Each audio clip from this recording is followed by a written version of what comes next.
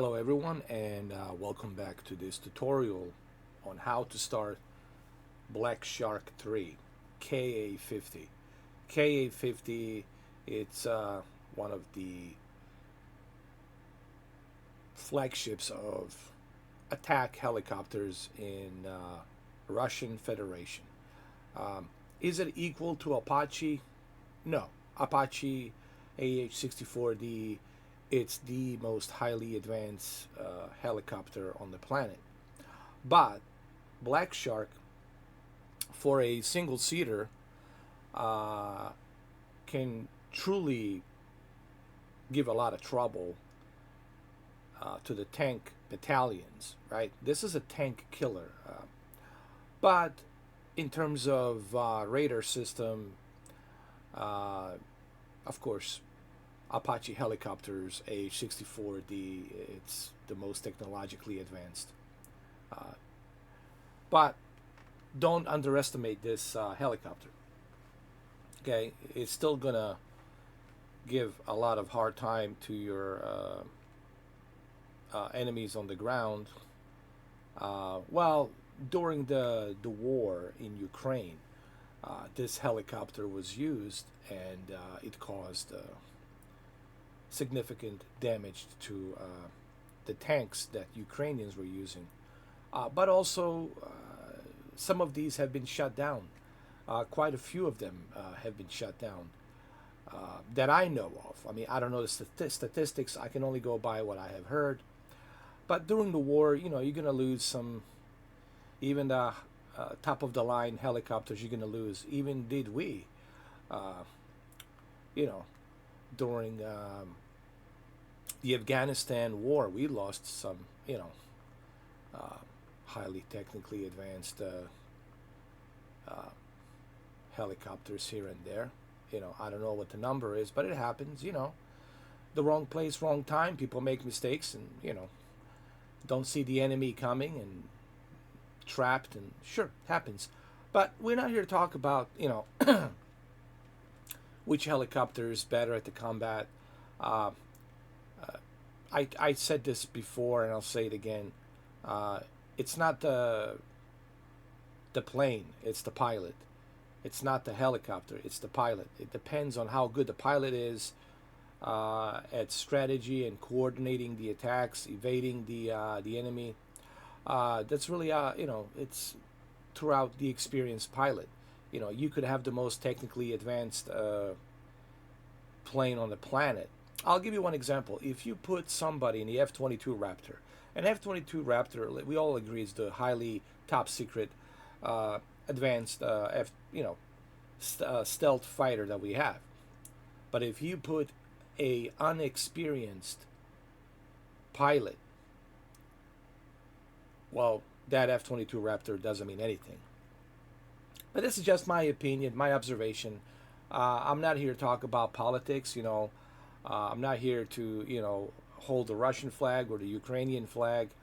I'm just here to tell you how to start up a Ka-50 Black Shark 3.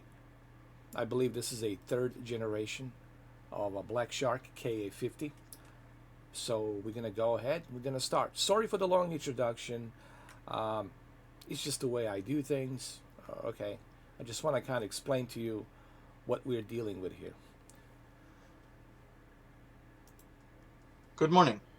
In today's lesson, we will learn how to start the Ka-50 Black Shark from a cold start using an abbreviated startup checklist. I have disabled your HOTAS control synchronization for the duration of this course as it can interfere with the training instructions. If you're having trouble hearing me, exit the mission and turn down the world and end cockpit sounds. No, I can hear you loud and clear. We can proceed. To get started, we need some power. Turn on the two battery switches by opening their covers and flipping the switches underneath. Close Okay. the covers to secure the switches against accidental bumping during flight. Remember, it is always a good idea to close the safety covers on your switches. All right, before we continue, and again, for those of you who have watched my previous videos and previous live streams, uh, always remember every time you start a new vehicle, new airplane, new helicopter, you're going to have to keybind your HOTAS, your Thrustmaster joystick. You're going to have to keybind every single time you start a vehicle or a plane or a helicopter that you didn't fly before. But you only do this once, and the next time you jump on it, it will memorize all the keybind buttons that you have implemented. So the first thing I'm going to do is go to the controls over here and adjust the controls. I'm going to do that really quick. So we're going to search for a couple of things. Zoom in, zoom out, just go to search. This is something that people really need to pay attention to. Search button, they overlook this all the time. It's easier, it's an easy shortcut to search for what you need. So zoom in slow. We're going to go ahead and we're going to utilize that over here. We're going to click twice on it, and we're going to zoom in slow. I'm going to add the zoom in slow button to my keybind on the Thrustmaster. This one to be exact. Right here, I'll implement the keybind buttons. One of the cool things that I like about T16000M, and the reason I recommend T60000M, it's because it had so many buttons for you to keybind, from the thruster to a joystick. You have so many buttons that you can keybind, and it's perfect for DCS. All right, so zoom in slow. I'm gonna do that really quick.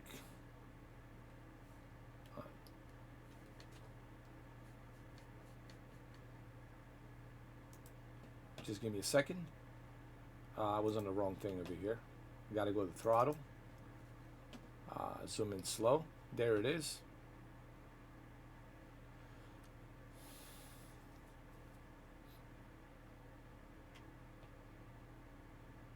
Actually, we'll choose a different button to zoom in. Let's cancel that. We're gonna use we'll use this to zoom in. Zoom in slow, and then we're gonna type in zoom in, zoom out, zoom out slow, and do the same thing here at our throttle. We're gonna zoom out. We go down here, zoom out slow. So now you will see it here. I can zoom in, I can zoom out, and it will remember this. The next time we start, it's going to remember it. We also need to look at our collective. All of this that I'm showing you guys, it's very important. This will be a long video, but it will be very educational for those of you who are thinking about maybe getting the Black Shark Ka-50, Black Shark 3 Russian helicopter. So adjust the controls. And what are we searching for now? We're searching for our axis. Axis is your yaw, your controls on the stick, your quadrant, right? These sort of things. We're gonna double check to make sure that it's working. So our axis, let's see. We want to see if it's there or not. Axis, decrease, increase.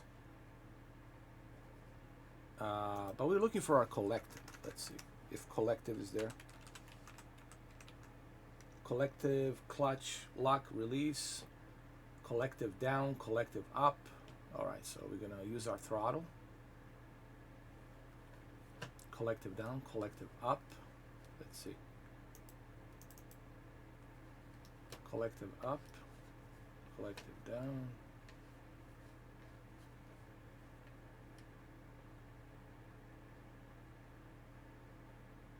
I think we can do that. Collective up.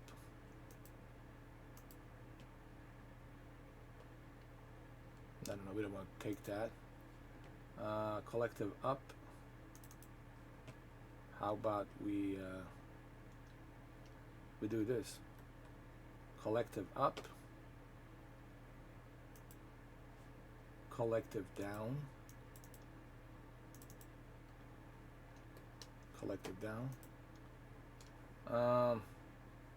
So now that should be taken care of.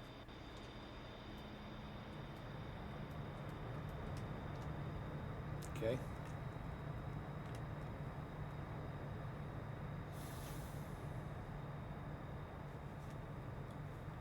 All right, so let's continue with the tutorial. These are some of the things that I just have to emphasize.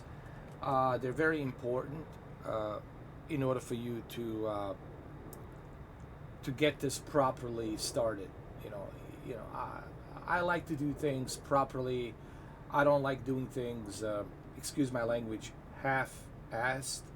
I like to do things properly. Either you're going to do something right or don't even bother doing it. All right, so let's continue. Let's turn on the batteries. So these are your batteries. You're right here. They're right here on your right side. Remember, that's the first thing you're going to need to do is turn on your battery switches. And they're right here. Turn them on. There it is. Right click. Open it, and then right click again to start. Now that we have power, turn on the intercom switch and the R800 radio using the VHF2 switch on the wall panel. So once you turn on the batteries, right, and yes, everything's gonna be in Cyrillic, in Russian, because we are obviously using a Russian helicopter. So now that you have turned on the battery switches, the next thing is your UHF radio communication. So we're going to come over here, right click, radio communication. Turn on the transmission, hydraulics, and Ecron power switch located on the back panel. Then reset the master caution push light that is blinking red on the front left of your front panel. Remember to close the cover on the Ecron switch. Press the spacebar to continue after you have turned off the master caution light. All right, so we're going to turn the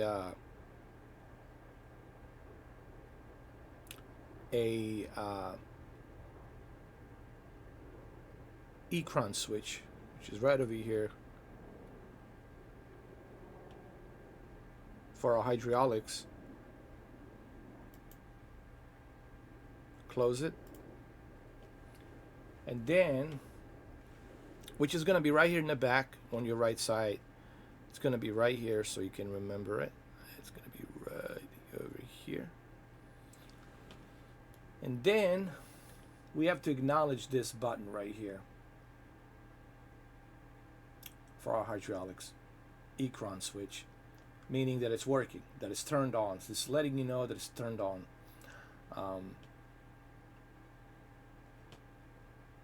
Why is everything in Russian? Well, that's the whole idea of DCS, accuracy.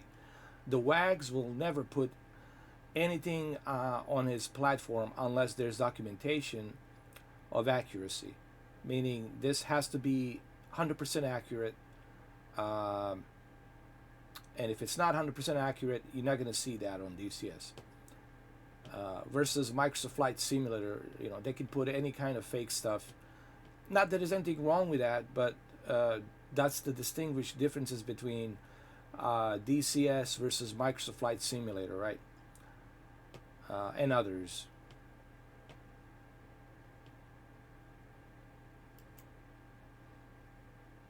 Okay, we're good.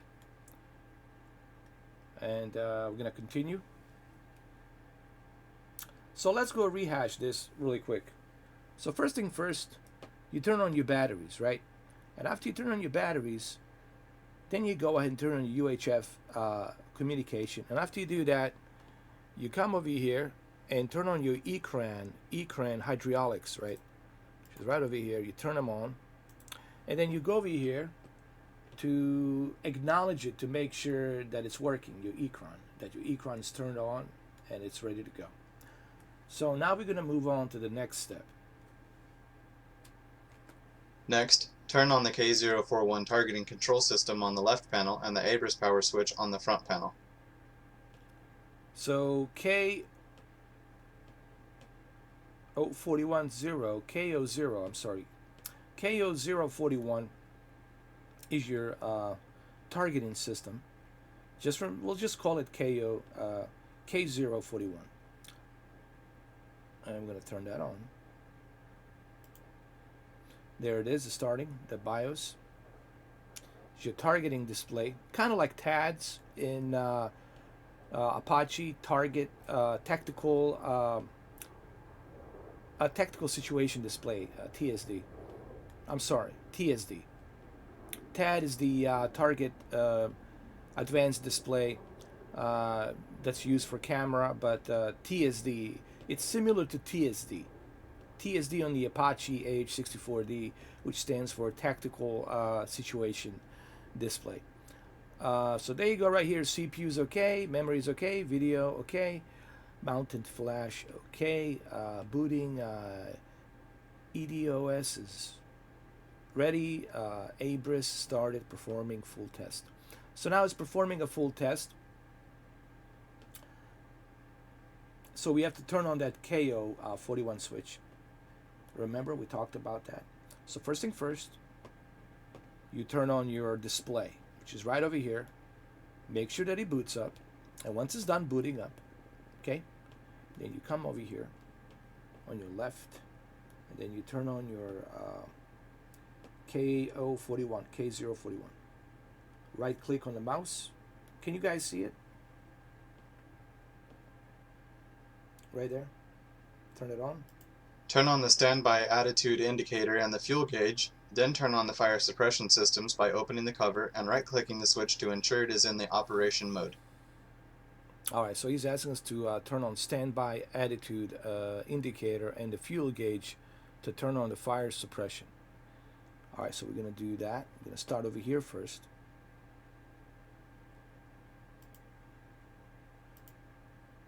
Then here.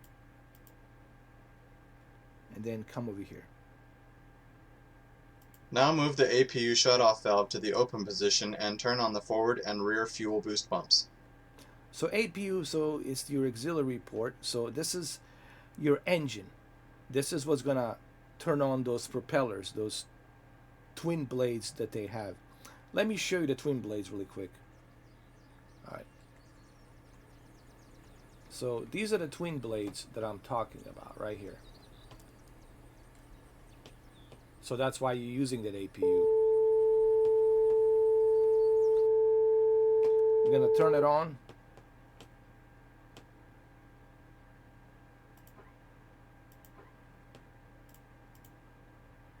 To start the engines, we need to turn on the auxiliary power unit, or APU, which will provide power to start the engines. Start the APU by hitting the start button by the engine select switch on the front panel.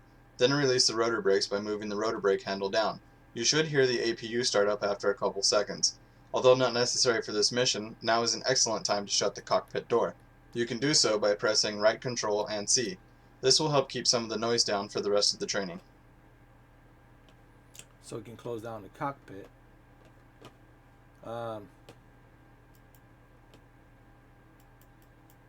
So we're going to go ahead and close the cockpit by going to the controls. I like to be able to have everything on my Thrustmaster keybind. So this is why it's important to keybind, to get all the buttons programmed, so that way when you come back to this helicopter, you know exactly where everything is, and you don't have to go look for the keys to type in on the keyboard. So let's go type in canopy.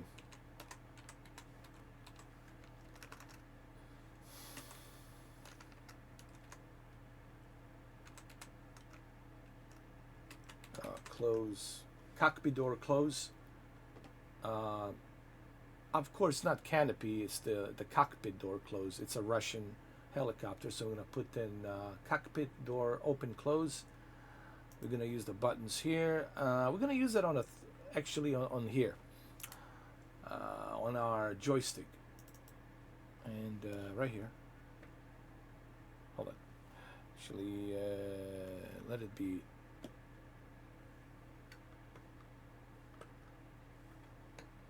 Nope. Actually, no. Forget that. Scratch that. Let's use the throttle. Let's use one of the buttons here on the throttle. Let's see. There you go. Perfect. Now it should close. Let's see. There you go. It's closed. Done. Because this thing gets very noisy. Like I said, dual blades, like I just showed you earlier. This thing's gonna be super loud, as you can imagine. Great detail. Again, it's DCS. I talked about this on one of my previous videos, looking at the DCS 2024 and beyond, a reaction on that trailer. This is something that you will appreciate with DCS, especially if you have a LG OLED 48-inch. The detail that you see on OLED in 4K resolution natively with a very high-end GPU, it's unmatched. This video, it's 1080p. It's not going to do it justice, trust me. But when you finally see it on a beautiful television up close, then you're going to appreciate the detail that goes into these planes and helicopters. And that's why you're paying a top dollar for DCS. Alright, so let's go back and let's start the APU. So this is our APU switch right here. We're going to turn it on. And we'll pull the lever. Now that the APU is powered up and running, we can start the left engine. Turn the left engine cutoff valve to the open position. Turn on the left engine electronic governor, or EEG. Move the engine selector switch on the left panel to the left engine and press the start button. Then move the left engine cutoff valve to the open position. Alright, so this is a little bit tricky. We have to open these valves. First we're going to start the left engine. And then go to the right valve and start the right engine again. And then press the start button. We have to do this to basically what we just did here. We're letting our engines know that, hey, we're going to send a power to those motors and the engine's going to start kicking in, both the left and the right engine. Now you're asking, well, which are those left and the right engines? Well, kind of like Apache, right? Right, see right here, left and right. See it right here? There's two of them. Left, right. Left, right. Just like in the Apache, right? We need to send an APU to kick in the electricity to start up the engines. I hope I'm trying to do this in the layman terms, in the basic terms. I know the WAGs uses a lot of acronyms, but he's speaking more towards professionals. I'm speaking more towards somebody who has never tried DCS, and I'm trying to explain it in a layman terms, so that way you understand why you need to use this switch, why you need to turn this on, X, Y, and Z, why you need to do this, right? 2 plus 2, it's not 22. 2 plus 2, it's 4. So everything has to make sense. And I think the best way for you to learn, it's to understand why this part here needs to go in this part over here. Why we need to switch this button to activate that button. You know what I mean? And I think if you understand that, then you will have a much better understanding on how to operate these vehicles. So let's turn on. You know, I learned a lot from my friend Dominic.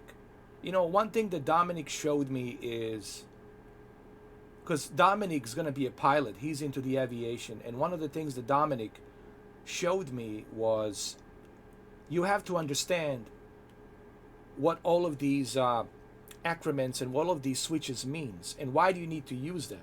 What is the purpose? Like, you need to understand why this switch here needs to be turned on to activate this.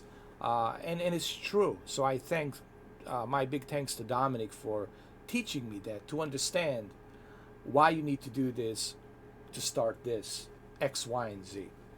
And I think that's the best way to learn. You know. And again, I'm not a professional pilot. I'm just a simulator enthusiast, but I'm learning. And one thing I'm learning is, well, how does this work? Why do I need to press that? Why do I need to press this button? What does this button do? You know, why are we doing this? Why are we doing it in this order? Right? And I think that's the best way to learn anything. That's the correct way to learn something. Like I said earlier, either you're going to do something right or don't bother doing it at all. Meaning you can't half-ass something.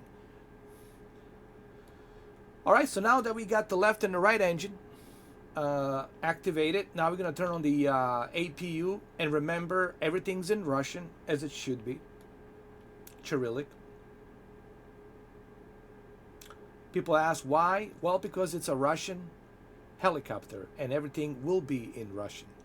Because that's all about the accuracy. You know, we want to bring an accurate portrayal of this Black Shark Ka-50, a third generation Ka-50. So we're going to turn on the ignition.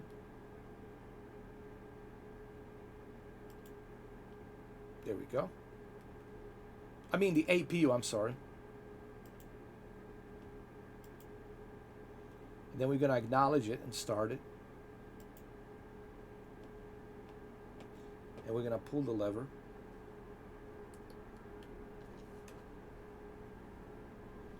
Which is right over here.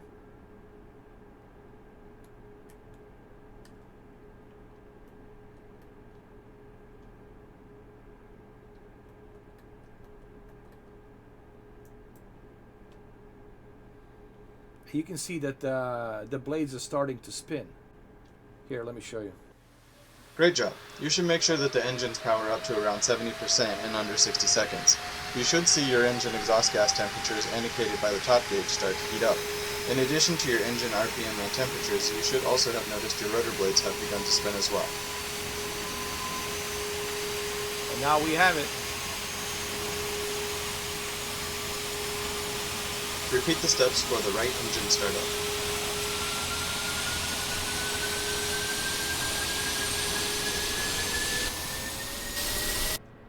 So now we're going to do the same thing for the right engine. So this was the left engine. Remember, because there's two engines, like I showed you, left and the right. So we already kicked off the left engine. Now we're going to kick off the right engine. I'm sorry, hold on.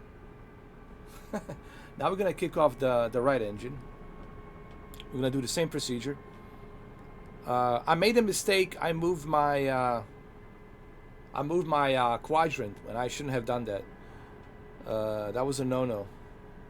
This quadrant, as I was talking, I pushed my hand onto the quadrant, and I shouldn't have done that.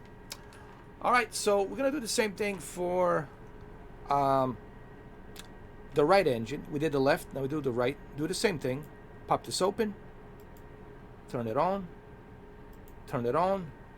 Do the same thing here.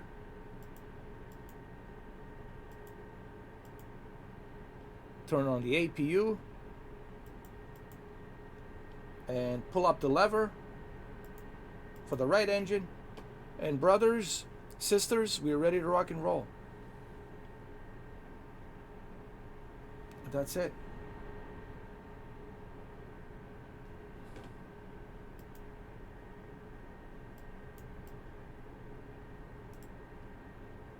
Great. Let's wait a moment for your right engine to spool up. Let's do that. So we're gonna wait a little bit for our right engine to start kicking in.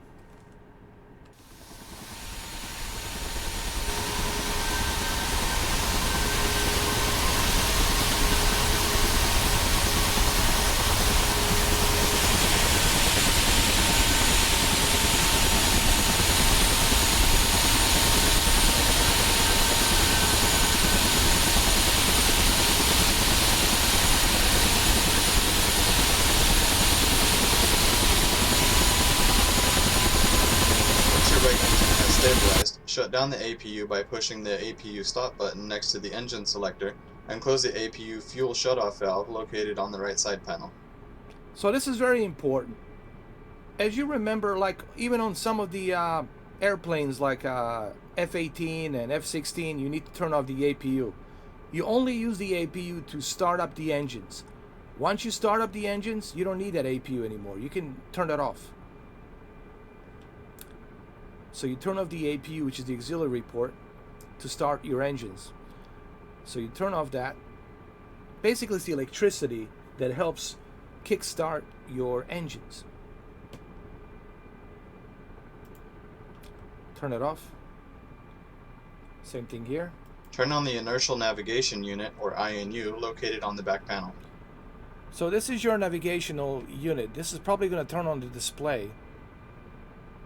And it's located right over here on the right side. Turn on the INU heater switch. This is going to be another switch right underneath it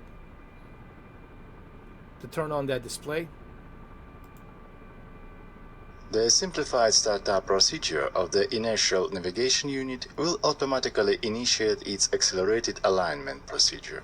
During 3 minutes after initialization, the message Ka-50 will be displayed on your HUD. Once the specified time has elapsed, the INU will automatically begin normal operation.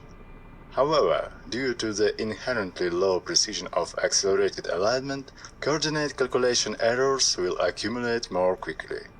Should you need to perform normal or precision alignment, then before switching on the INU, set the selector switch to the upper position and press the button corresponding to the required alignment mode, INU norm or INU brake. Press the spacebar to continue. Okay. If normal alignment was selected prior to switching on the INU, then the procedure will be as follows. First, the accelerated alignment procedure will be carried out over the first 9 minutes, after which the HUD message will change to Ka-50 and the normal alignment procedure will begin. Second, after approximately 15 minutes, the INU norm indicator button on the control and display unit will begin to flash. You must manually finish the procedure by pressing the INU norm button on the CDU. Press the spacebar to continue.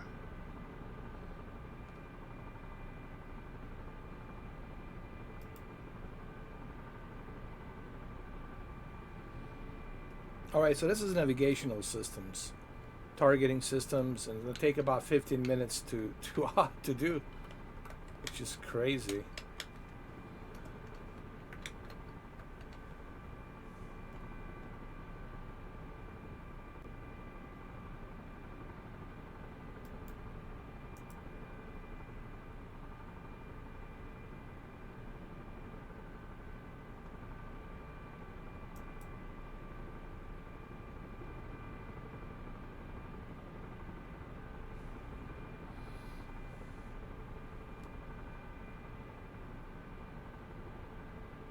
Okay.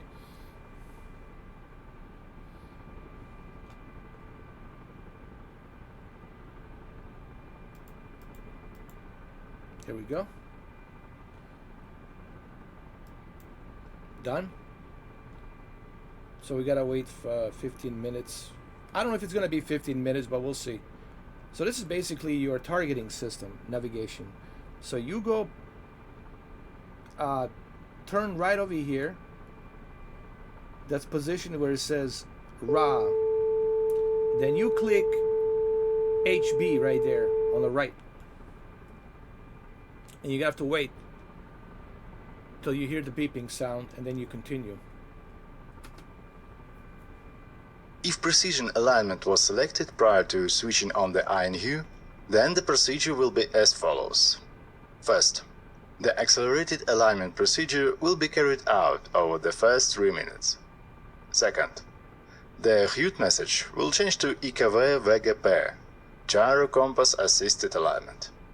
Third, once 12 minutes have elapsed after initialization, the HUD message will change to Ka-50 Precision Alignment. After approximately 20 minutes, The INU brake indicator button on the control and display unit will begin to flash. You must manually finish the procedure by pressing the INU brake button on the CDU. Press the spacebar to continue. Okay. The normal and precision alignment procedures may be forcefully terminated if the accelerated alignment phase of the procedure was completed successfully. To do this, press the currently eliminated button on the CDU. The precision of the alignment will be as it was reached prior to terminating the process. During the INU alignment procedure, the autopilot system will not have access to the aircraft's roll and pitch. To reset the process, press the INU reset button. Resetting allows the pilot to choose a different alignment mode. Press the spacebar to continue. Okay, so we're going to go ahead and press that button right here, which is in Russian, Cyrillic. It's a HB button right here, and we're going to reset it again so we can get a different coordination. And we're going to continue space. Now uncage the standby ADI by rotating the adjustment knob until the knob is depressed. So we need to uncage the ADI by rotating the adjustment knob until the knob is depressed. I'm not sure what the ADI is. I apologize. But I promise I will learn.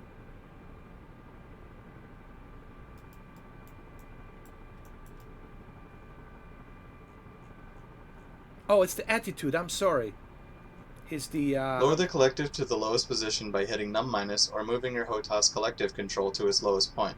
Then set your engine RPM levers to the auto position by using page up or page down on the keyboard, or by moving your HOTAS throttle control. Press the spacebar key when you are ready to proceed.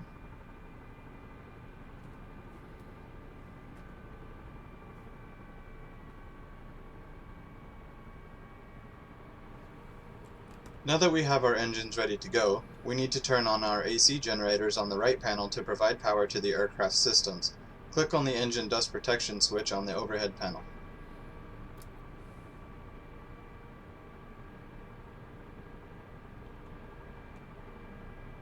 This is your attitude adjustment, this right here, just so everybody understands, ADI.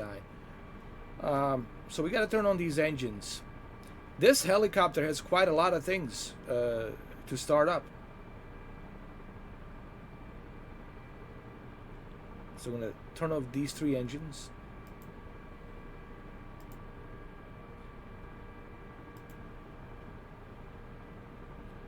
This is all part of the getting your system to run properly.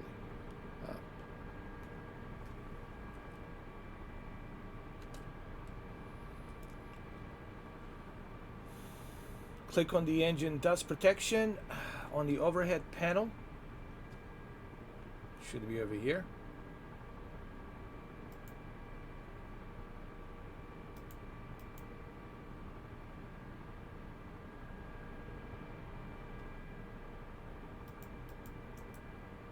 Turn on the nav system and move the nav mode switch to the operate setting by moving it left or right.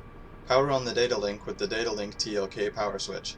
Turn on the data link's VHF TLK switch. Select the desired operating mode, in this case COM, on the data link panel and set the ownership ID number as required. Since we have not assigned an ownership ID for this training mission, any number is fine. Okay. So this is your nav. This is your display navigation system. So we want to keep this, turn it counterclockwise to where it says COM. I don't know if you guys can see it, but it says COM right there. Communication. Komunikacja. So it's right there. We're going to turn it on. Turn on the to power up our navigation system.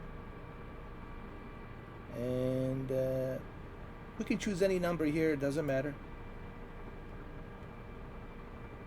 And then turn on these two switches. Turn on the UV-26 infrared countermeasure system and the L140 laser warning receiver on the rear panel. So this is your UV-26 infrared countermeasure system. which is for the radar to detect incoming missiles and enemies and things like that. Turn that on. Set the HUD brightness as desired and press the spacebar key to continue. HUD brightness, okay.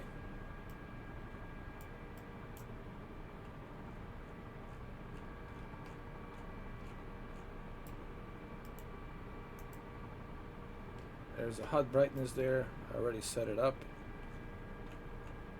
This is your HUD. This is what we're talking about, the HUD right here. This HUD.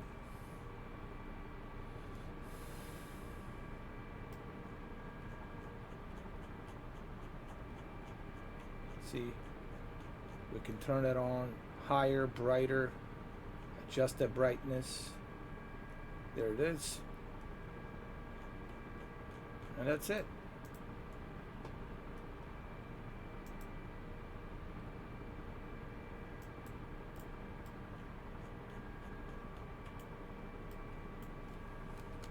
The precision of the gyro-stabilized platform depends on the chosen alignment mode for the INU. The higher the precision, the less coordinate calculation errors will be made by the INU during normal operation. Should the pilot choose to perform accelerated or normal alignment, they will have to perform brief corrections to the heading by temporarily setting the MH gyro main selector switch to the MH position. Set the navigational system to magnetic heading mode, MH. So the precision of the gyro stabilizer is to platform, it depends on the chosen alignment. So this is your gyro precision gyro stabilizer. Turn this on. It's good that they have a Russian guy who has all the obviously knowledge of this airplane. I mean this helicopter, I'm sorry. In MH mode, the compass rose on the HSI will turn to match the corrected heading values. Set the navigational system back to gyro mode. I apologize, I meant to say a helicopter. Did I say airplane? My apologies. I meant to say helicopter. They hired this Russian guy, and of course, you know, someone who has the experience with this Ka-50 Black Shark 3. So we're gonna turn on the gyro again, up and down, reset it. Engage the autopilot's bank, pitch, and yaw. The buttons will be highlighted blue when they are on. Press the spacebar to continue. Okay. So we're gonna turn on these really quick.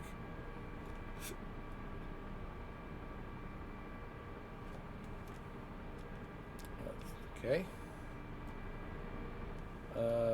Wow. There's a lot of stuff here.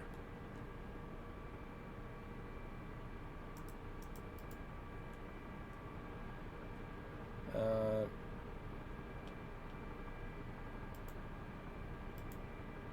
turn this off. We don't need this now. Turn on the power for the ejection system by opening the cover and turning on all 3 switches under the ejection system safety cover. Wow. Ejection system? What is that for? Hold on.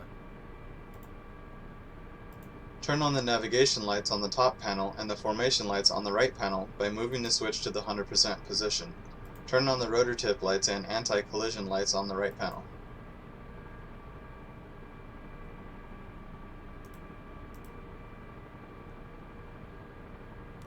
And I thought that Apache AH-64D was complicated, dude.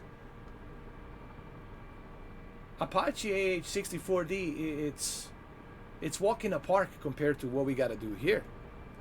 Oh my God.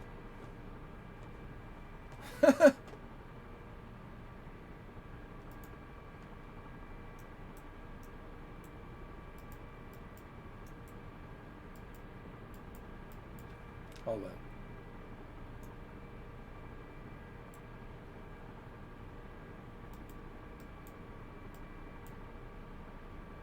Turn on the rotor tip lights and then what's on the panel. Turn on navigation lights on top panel. Yeah, they're on.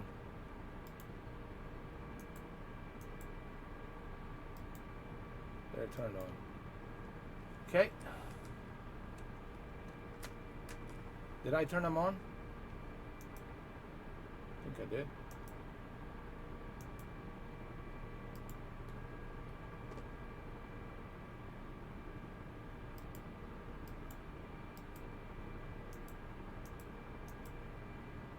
This completes today's training lesson on the cold startup procedures for the Ka-50 Black Shark.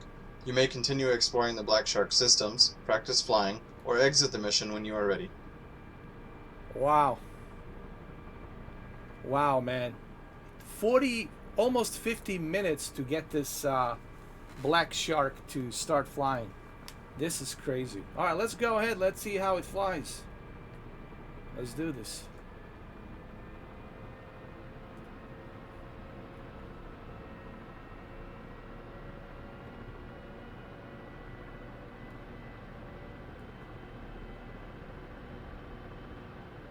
My God. And I thought that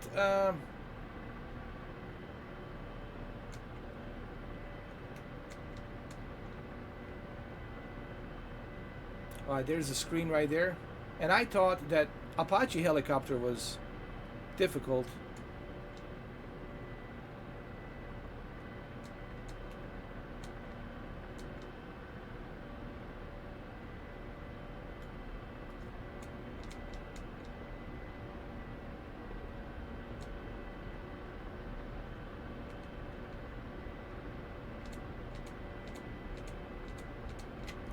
Wow.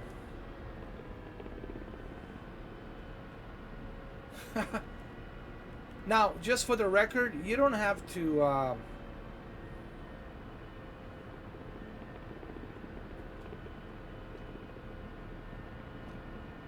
start all of this procedure. You can do it automatically, but it's good to know how to start this Black Shark if needed to. My next video is going to be how to use the weapons. This is just how to do cold and dark, how to start this helicopter.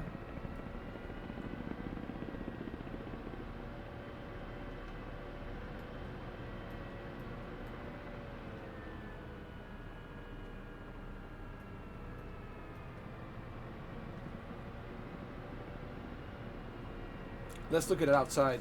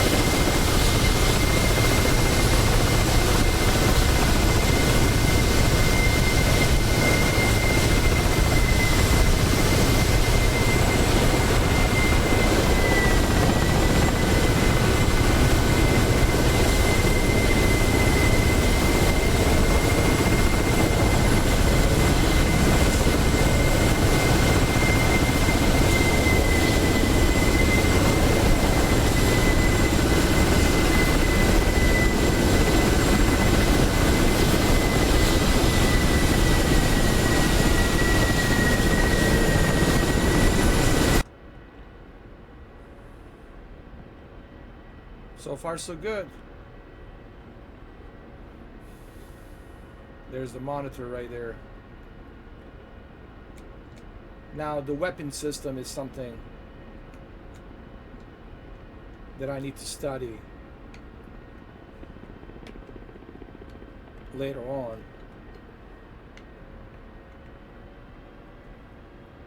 Not right now. I don't think we're armed, are we? Let's see. No, we're not.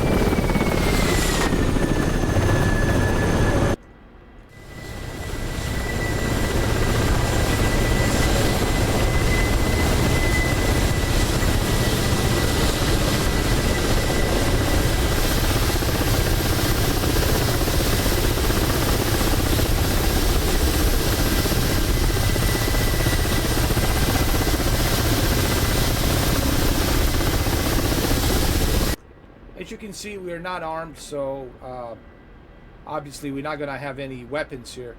Let's see if I can land this safely and then end this tutorial. This video has been about 1 hour. Let's see if we can land safely.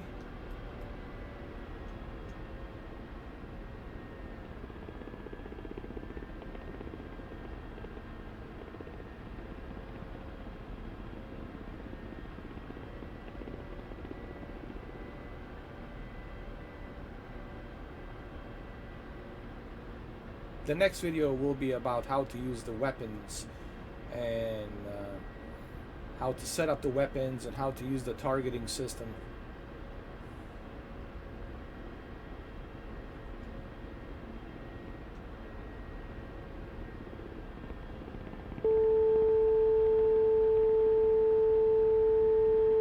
Hopefully I don't crash.